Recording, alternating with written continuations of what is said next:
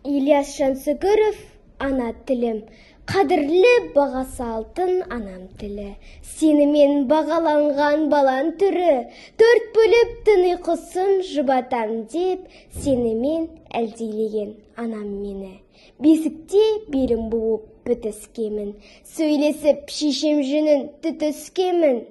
Апа деп, әдеп жылап аузымда ашып, емшектен еңбек қылып сүт ішкемін.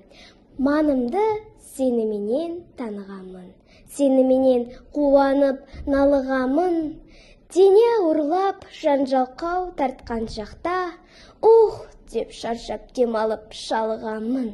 Тілегенім, қорыққаным бәрі де сен, сасқанда жарамасам ойбайын мен.